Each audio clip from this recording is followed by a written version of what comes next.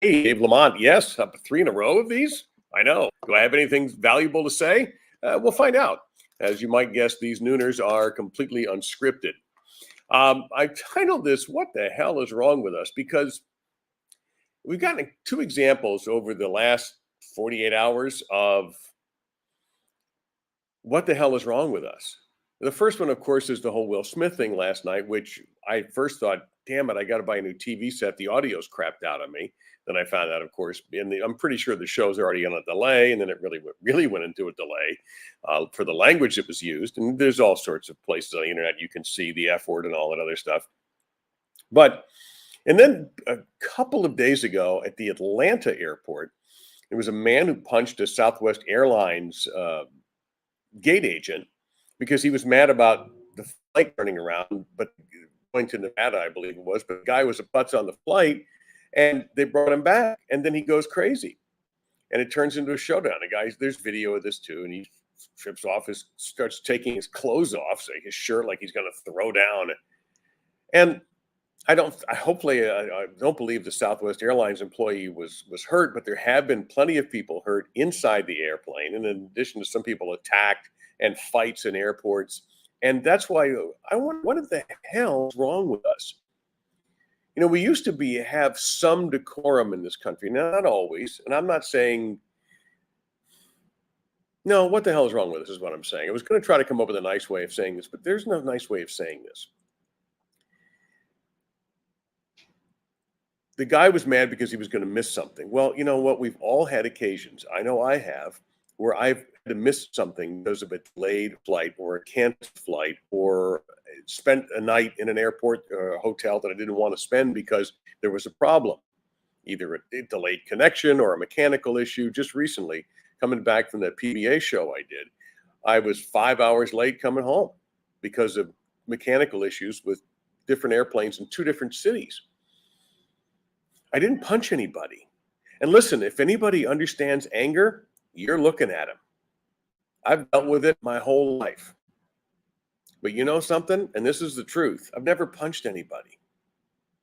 Yeah, I've yelled, I have screamed, I have thrown things, I've done all sorts of things to unload my anger.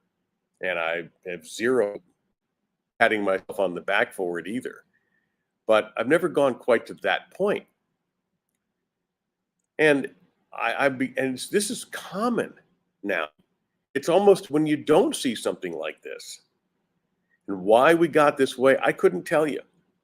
Why it's acceptable to some people, I can't tell you. I don't have a psychology degree, though Lord knows I probably should have one based on just my own self-examination. And then Will Smith does what he does, sticking up for his wife and all. And then on the same night, he gets a standing ovation for winning an Oscar? What's he still doing in the building? No, I'm serious. Let's say somebody not named Will Smith, let's call him Sil With, walks up out of the audience and attacks a presenter because they didn't like a joke. Exactly. They don't get to go back to their seat and enjoy the rest of the evening and claim a major award. No, they don't. But this is privilege. And a lot of people who hate Hollywood because it appears to them to be some elitist, privileged society, you got a damn good look at it right there.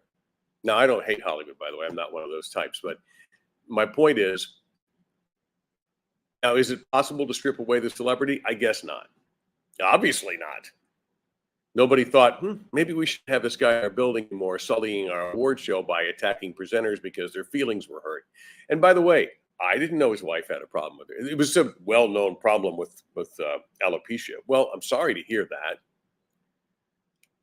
And maybe Chris Rock swallowed on that joke. But he's a comedian. Comedians do offend people, sometimes on purpose. But we've lost, I don't know. We just lost something. So, and I don't know what to blame it on. I, again, have not done any great research into the deal. But I do not understand. I do not understand why we walk around on the verge of explosions. Now, in the flights I've taken since the pandemic, there have not been any issues with people with masks, fortunately, on any of my planes anyway.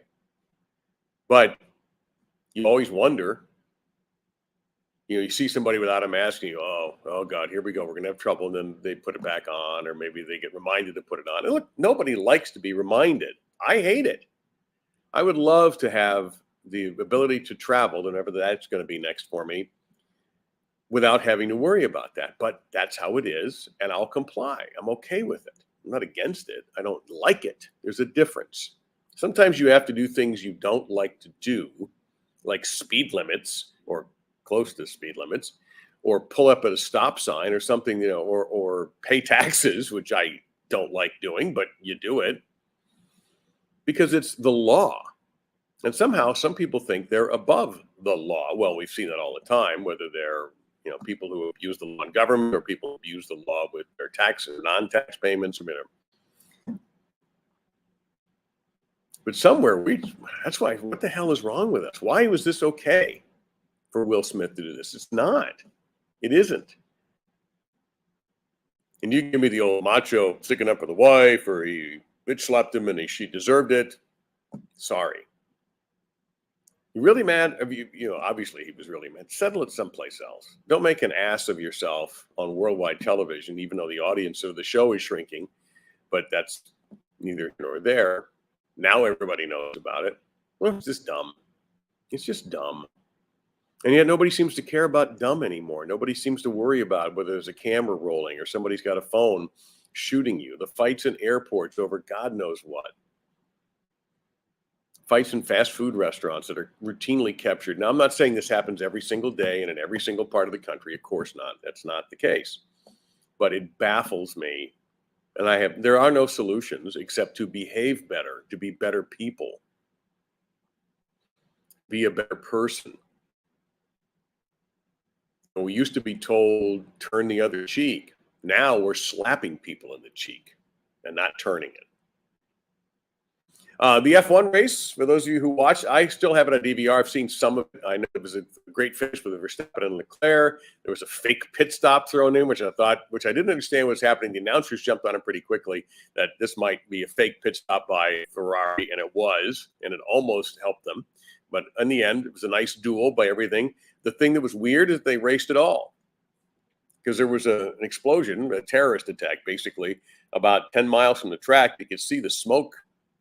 The fire, they went after an oil depot, I believe, by one of the F1 sponsors. Let me rephrase that. The depot was an F1 sponsor, not the oil, not they didn't do it. And it was interesting that the principals, the team bosses, wanted to just keep racing. And a lot of the drivers like, the hell we are. Now, obviously they did, but there's some talk about maybe no more Saudi Arabia in the future. All right. I can understand that. It didn't work for Garmin and Mickelson. Now did it. So let's see what happens with that. I'm curious to see if F1 has a future. The other thing, they're talking about going to 30 F1 races, which is ridiculously stupid. I can't even imagine why you'd want to do that. Here's the problem. This is what I call the who wants to be a millionaire problem. All right, when Who Wants to Be a Millionaire broke, when the hell was that? Early 2000s? I don't even remember.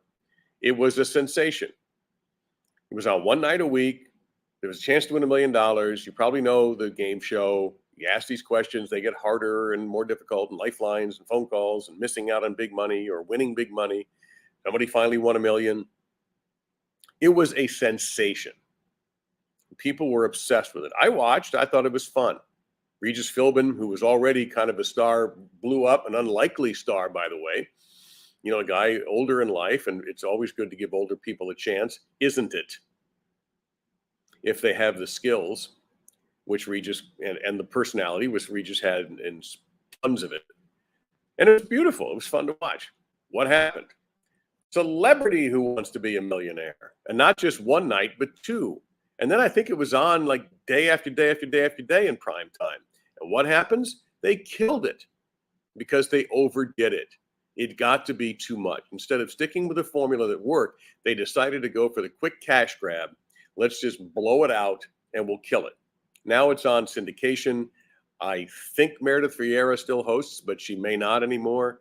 It certainly doesn't carry the popularity that it used to. And that's what could happen with F1. If you blow this thing up with additional, 10 more races, there's 20, well, it's be 22, there'll be 8 more over the next few years. Come on. I understand the popularity thanks to the TV show, thanks to the fact that it's kind of a fun sport to watch. It's unique racing as opposed to the way we do it here with just circle after circle after circle, which can get boring. I appreciate that new teams want to be formed, and you could probably fit in another 2 or 4 drivers out there without it being too dangerous. But once again, gluttony and greed. The only thing that survives gluttony and greed in this country and in the sports world is pro football. I think I swear to you, could put 60 NFL teams out there, have 45 of them make the playoffs, and you'd still do well. Even the people who say they are never going to watch again are watching. So, but that's what worries me about anything that gets big is it tends to be shoved right down our throats in an effort to capitalize on something that's popular rather than easing it in and just giving us bites instead of all of a sudden sending us to the all-you-can-eat buffet where the shrimp cocktail and the crab legs are and taking the bib off and going at it. Even you would get tired of shrimp cocktail and crab legs if you shoved it down your throat at the rate that they shove this stuff down our throat sometimes. But it's capitalism. I'm a fan. So that's where we're at. We're just going to keep doing this and keep overdoing it until we can't do it no more. I don't know anybody who really gives a flying rip end about Greg Norman's Live Golf. It's LIV, like the nightclub that I can't get into nor really want to. But okay, Greg, it's a free country. This one's free. Got you there, didn't I, Sharky? And if you don't have at it, buddy, if you can't get the really good players to show, and even if you do, I'm just waiting for the majors to see if Tiger shows up. Still listed, by the way, as a competitor. And we're just, 3 weeks away now, right? 2, actually, because it goes Final Four into the Masters. So that'd be cool if he can play. I hope he's just not trying to, speaking of shoving things in too much, if he puts his broken body at risk. By the way, after, some thought about this, because I do care, and I grew up idolizing Jack Nicklaus. He was always my favorite until Tiger came along. It was kind of a perfect transition as Jack got to where he wasn't competitive anymore. Tiger came in, and I became a big fan, even with all of his screw-ups and inability to remain properly married and all this other stuff. That's okay. Because I think he's the best golfer of all time, Tiger. I do, because I think he did things that I haven't seen anybody else do. And all you have to do is go to YouTube to find this out. Now, we can get into the whole, and at first I bought the whole, he didn't win as many majors as Jack, and that's true, and I'm fine with that. And Nicklaus was a magnificent player.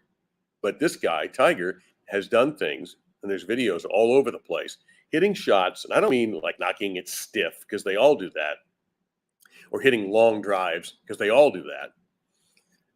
But the quality of spectacular shots, of shots that the staggering amount of imagination and then the ability to execute that shot, getting out of trouble or coming up with stuff that nobody else could do, that's why I think he's the best.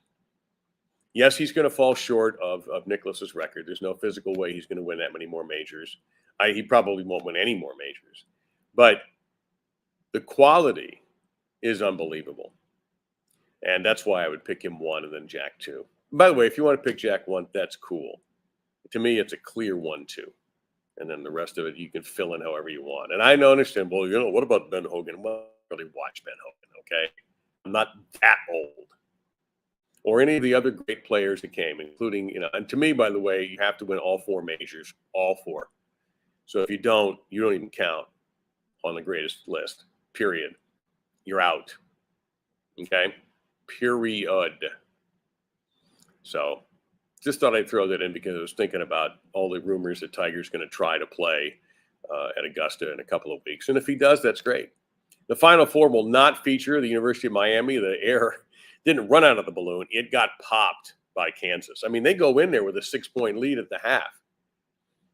20 minutes away from a Final Four, which would have had 3 ACC teams in it in a so-called down year for the ACC. But instead, you still get the two grandpas.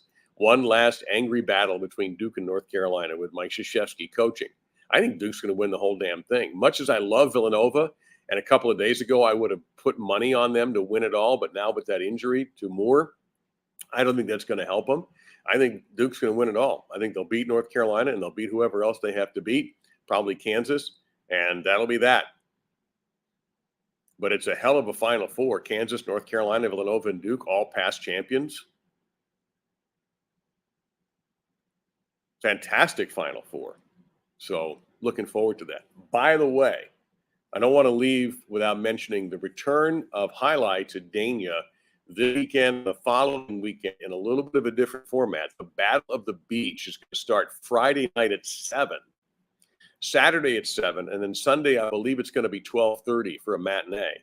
But instead of the traditional way that you've seen highlight before with teams and the spectacular 7 scoring and betting, you're going to see the purest form of the game, which is the partido, which simply means a game between two teams played to 21 points.